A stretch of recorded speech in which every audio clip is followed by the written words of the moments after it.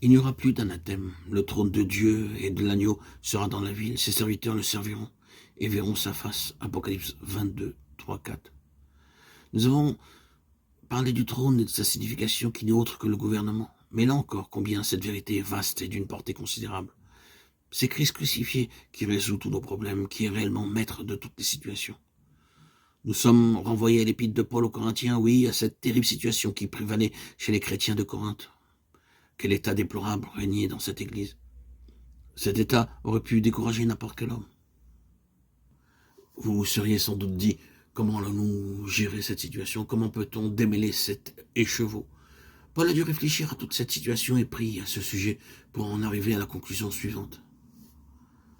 Je n'ai pas eu la pensée de savoir parmi vous autre chose que Jésus-Christ et Jésus-Christ crucifié. 1 Corinthiens 2:2.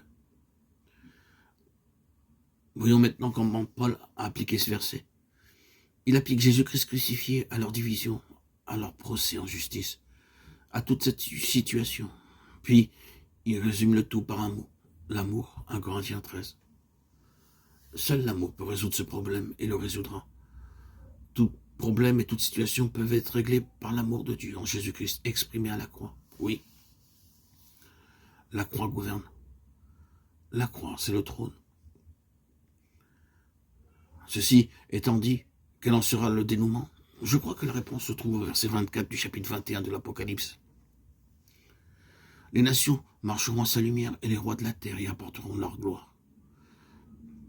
Nous avons là le secret, le principe du service. N'oubliez surtout pas que lorsqu'il est question de principe, le passé, le présent, le futur n'entre pas en ligne de compte. Cette scène ne doit pas être interprétée dans sa globalité comme appartenant à l'avenir. Il ne faut pas la considérer dans son ensemble comme un simple événement à venir.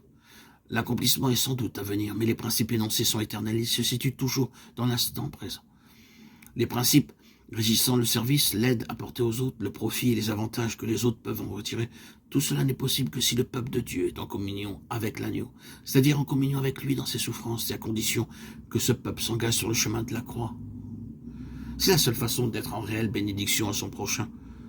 Vous ne pourrez jamais être vraiment utile à l'avancement spirituel des autres en étudiant, en accumulant des connaissances ou en utilisant je ne sais quel terme technique. Votre utilité dans le service d'autrui dépendra uniquement du degré de connaissance que vous avez de la vie de l'agneau et du chemin de la croix. Une fois de plus, je reviens sur ce que j'ai dit si souvent au cours de ces études bibliques. Ce n'est que dans la mesure où nous suivons l'agneau, avec tout ce que ce terme renferme, que nous aurons pour Dieu une valeur présente et éternelle, profitable aux autres. C'est à cette seule condition. Par conséquent, si le Seigneur semble vous faire passer par des souffrances extraordinaires, si vous avez l'impression que vous êtes sur un chemin particulièrement difficile et que la main du Seigneur s'appesantit sur vous, alors interprétez ces afflictions à la lumière de cette question fondamentale qui apparaît tout au long de la Bible, à savoir que les autres en tireront profit, qu'ils entreront dans la bénédiction grâce aux épreuves que Dieu vous fait traverser. Voilà le vrai chemin du service.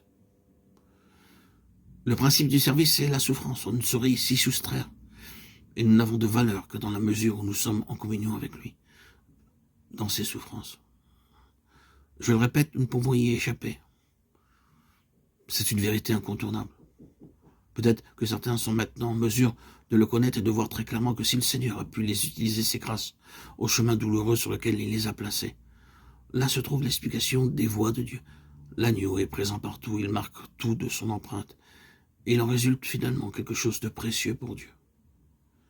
Les nations marcheront à sa lumière. Où que vous posez les regards en allant du centre à la périphérie, ces nations tirent profit de tout ce qui porte la marque de l'agneau. Dieu est en train de mettre le sceau et l'empreinte de l'agneau sur son peuple. Aussi met-il à part cet instrument, ce vase, ce canal de bénédiction universelle qui lui tient tant à cœur.